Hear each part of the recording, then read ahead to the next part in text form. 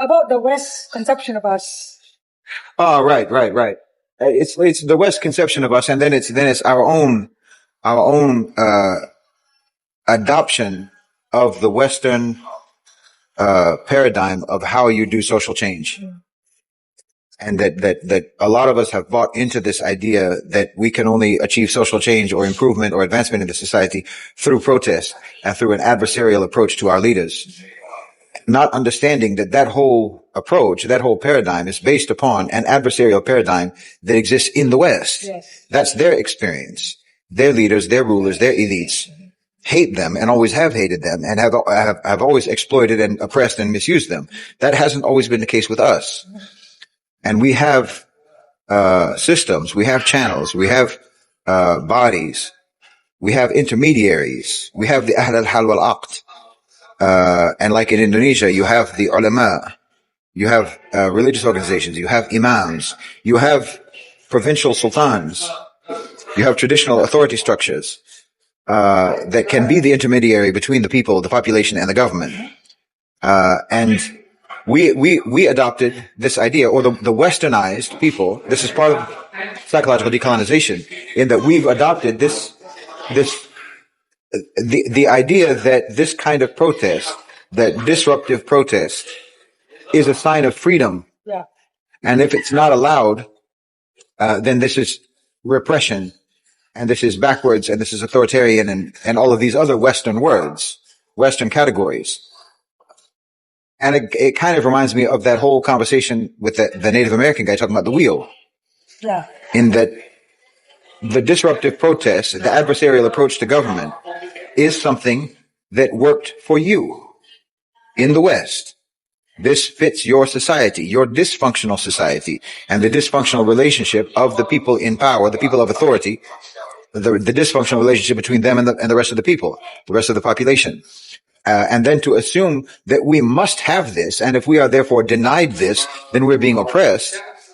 Well, obviously that's very mistaken. If you're denied the right to destabilize and disrupt your society, you think it's because you think that means that now we are that progress is being denied, Yeah. that advancement and that improvement is being denied. But in fact, you don't need to do all of those things for advancement and improvement. They've needed to do that historically in the West, because the elites and the power structure and so forth were oppressive and were denying people their rights, and were only interested in maintaining and consolidating their power and their status quo. Yeah. Whereas in our societies, all tiers of the society have historically worked together. Yes. They've all collaborated and worked together. There's cohesion. Yeah. So you are disrupting the society. In, for example, the protests in Indonesia, you are disrupting the society on the pretense that you're doing that for the sake of societal improvement. When in fact, if you're interested in societal improvement, you will work with the other elements in the society that exist, the mediation or the mediating intermediaries that exist in the society between the people and the government, to achieve actual positive social change as a total cohesive community. Yes. Because over in the West, it is very impersonal. Your authority structure, your elites are not interested in or vested in the reaching out to the populations. And you have no, like in our societies, we have tribes, we have communities, we have a lot of familial connections that link us to the elites. So we're not like completely, we have ties, kinship. All of these matters to us. But your societies are fragmented and scattered, and you get together and form Germany or Spain or UK or America, but you don't have any of that cohesiveness that we all have, that we have had. And we have had this, and again, we are not estranged from the top tier of our societies the way you have been. We're not pretending like there's some egalitarian utopia or something. It's not like that at all. But there's actual kinship, there's connections. Right. And I think also there's the element of the whole individualism in the West that the Enlightenment sort of codified as their official dogma. The individualism, which is just another way of saying greed, selfishness and greed.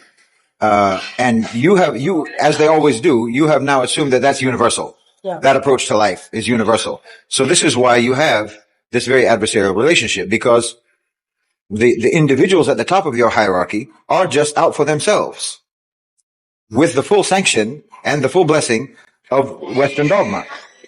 You're supposed to be just out for yourself. So there's no blame on you. So now everyone has to rally their troops to try to extract some rights from these people at the top of the hierarchy, because they are only out for themselves. That's not the case everywhere in the world. Not everyone is that psychopathic.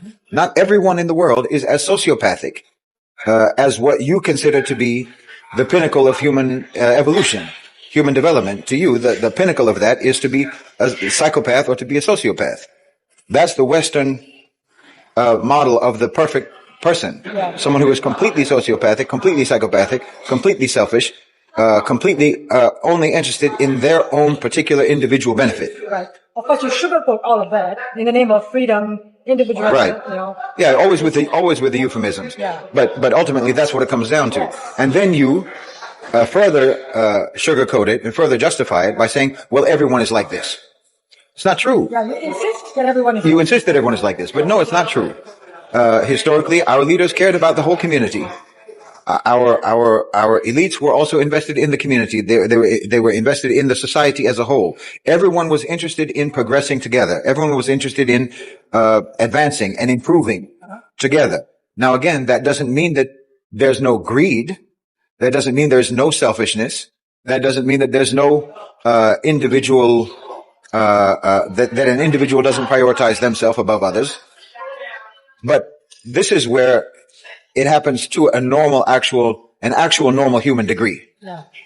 You know, which is that there are limits to the extent to which I will be that way.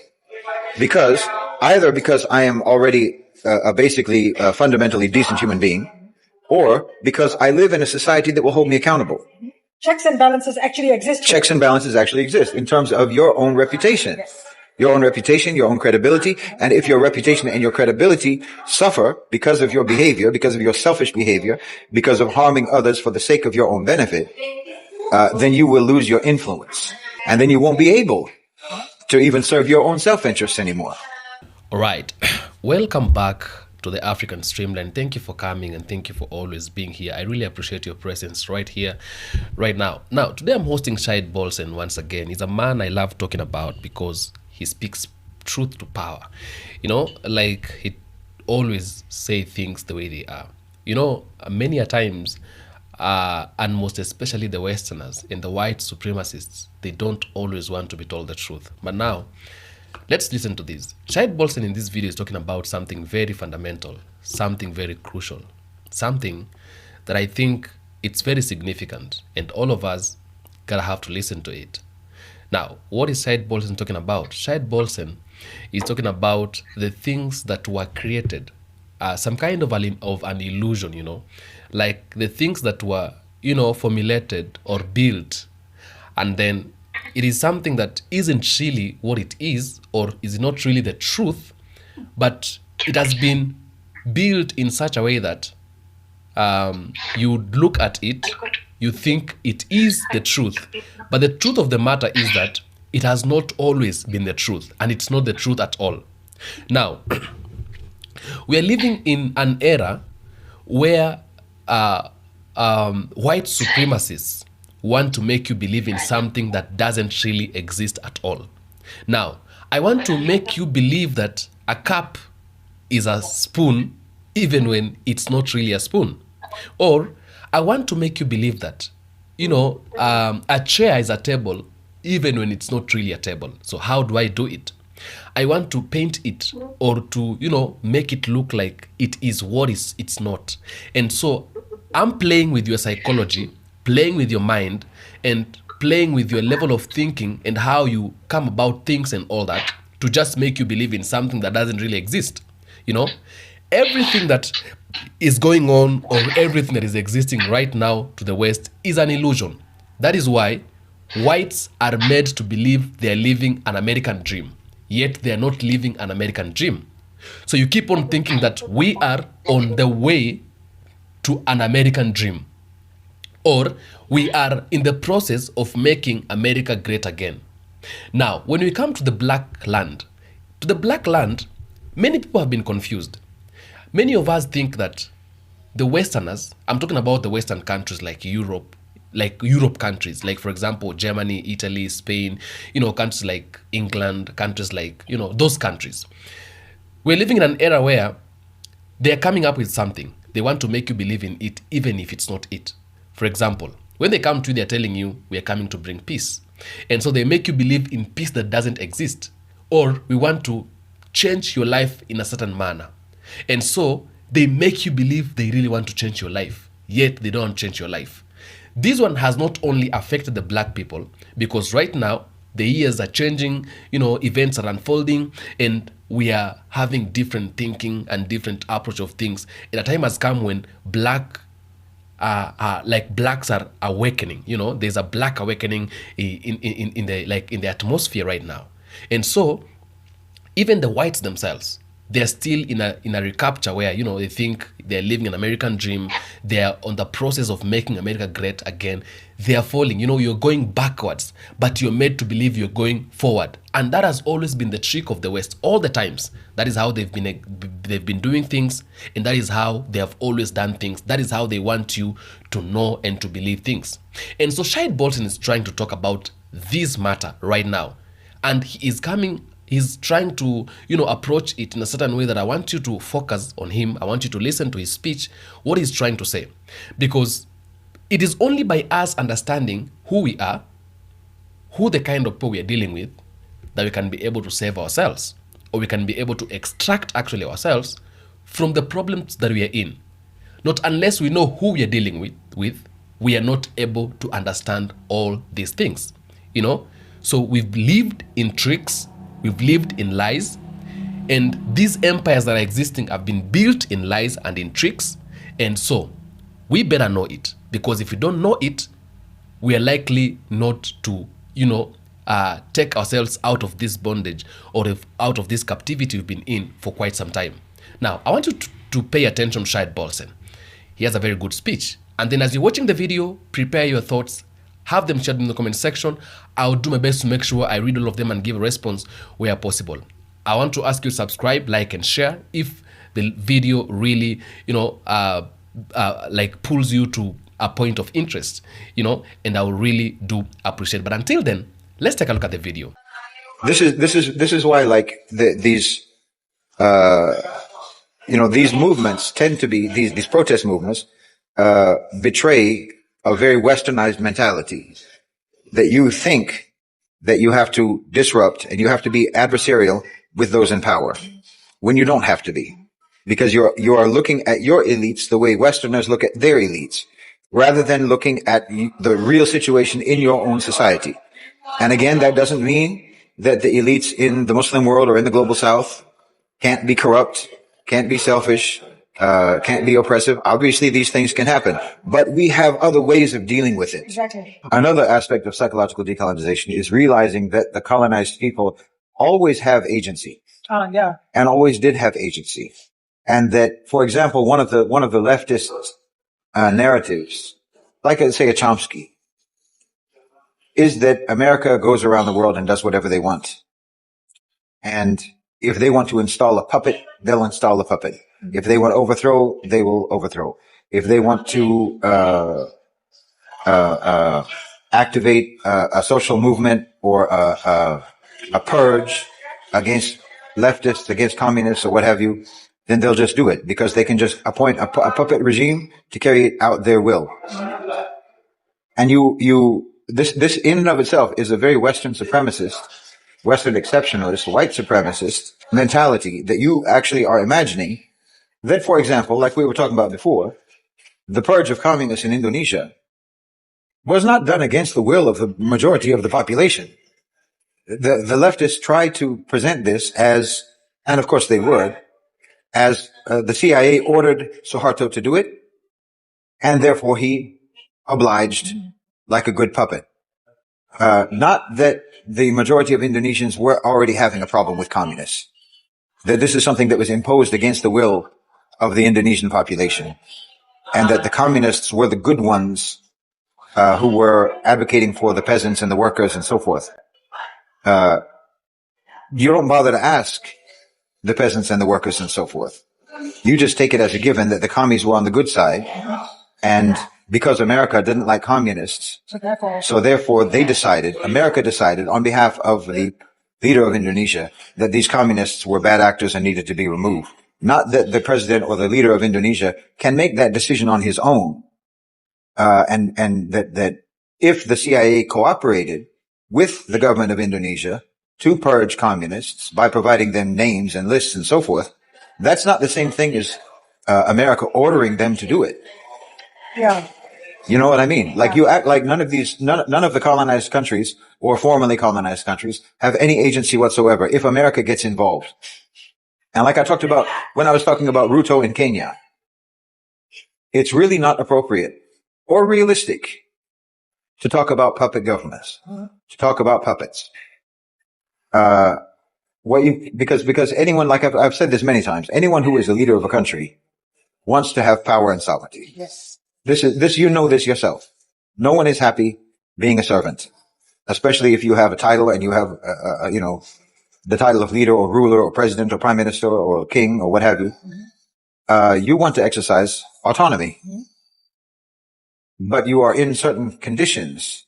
You're under certain circumstances that may restrict your ability to act autonomously. And that makes you more of a hostage. That makes you more of a prisoner than a puppet.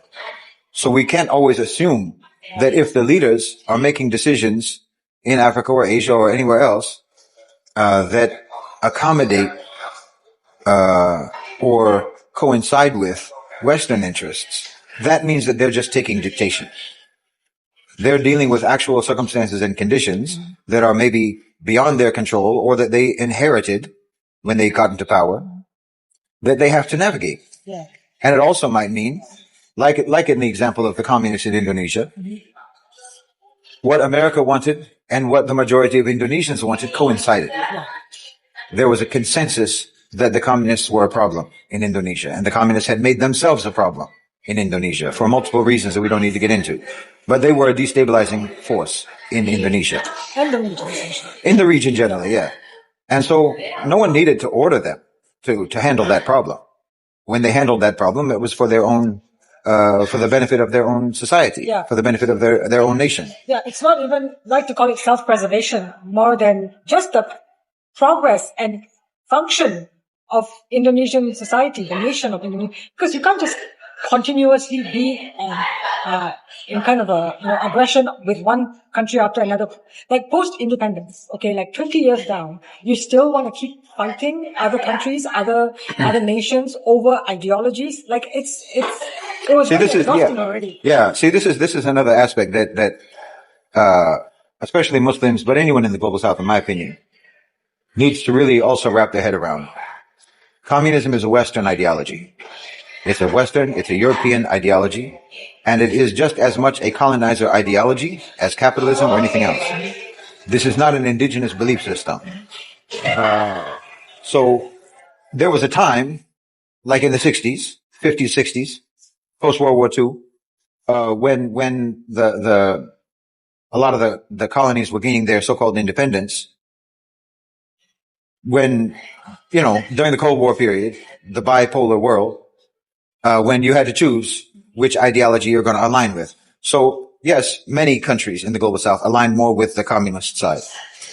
But just look at what that means. You are aligning with an external power structure, subscribing to an ideology of an external power structure under coercion. Under the coercion of the overall global system, where I have to choose sides. You don't have the choice to have your own indigenous system, to come up with your own indigenous system. And the problem is that as a Western ideology, I think history has shown, certainly it did in Indonesia, in Malaysia, in many places, in Iran, in many parts of the world, that communists will operate exactly like Western colonizers. They will operate exactly like Western destabilizing provocateur colonizers who want to destabilize so that they can gain control. They're not interested in the actual sovereignty of the nations in which they espouse caring for the poor and the workers and the laborers. They don't actually care about the nationhood and the sovereignty. They want supremacy for themselves, just like any Western ideology. It's baked in to the thinking of anything that comes out of the West. This is baked into their thinking. This is baked into their ideology. So even if you're not Western, even if you are Indonesian, even if you are African, even if you are Iranian, even if you are Malaysian, or what have you, even if you're Indian, even if you're Malayali, but you subscribe to that Western theory, you're going to have the same thing that infects that theory is going to affect your approach because it's baked into it. And when I say that history has borne it out, the communists, wherever they've been, have been disruptive to national cohesion. Wherever they have operated, they've been disruptive to national cohesion. They insist that you must be a Marxist. They insist. And when Sukarno tried to work with them, they did what they did. They were disruptive. And I think it's very important now, in 2025 and moving forward, for us for Muslims in the Muslim world, for everyone in the global South to understand that there are groups that we cannot work with. There are groups that simply, as much as we want to have cohesion, and solidarity and coalition with you, you make that impossible because you are not, in fact, a team player. We can be team players, but you don't really understand the concept. You want to be the coach of the team. No matter what team you join, you want to be the coach of that team. And again, comes from the Western supremacist mentality that is baked into every Western ideology, whether it is supposedly the antithesis of another Western ideology, like communism versus capitalism, or Marxism or socialism versus capitalism, or what have you, free market, blah, blah, blah. Both of these are Western ideologies. They have the same Western supremacist mentality that's baked into it. So they don't know how to be team players. They always want to be the coach of the team. So I think it's important for us to understand that there are people we cannot work with. And now, alhamdulillah, we don't have to choose between this one or that one. We don't have to choose even between China and America, between Russia and America, the Soviet Union and America, like the Cold War period. We don't have to choose between China and them either. Now it is becoming multipolar. So, I think that we're, inshallah, entering a kind of a renaissance where, inshallah, we will see the pioneering of new political theories that will be indigenous political theories, indigenous governance models that hopefully will take from and be informed by their traditional authority structures. Because I think because in most of these countries, like I've talked about many times, those still exist. Yes. The traditional authority structures are still there to varying degrees, but they're still there, and they should be revived, in my opinion, because they existed for a reason, and they were dismantled for a reason. So if they can be, there can be a resurgence and a reinvigoration of those traditional authority structures, I think that all of our countries will do better, inshallah.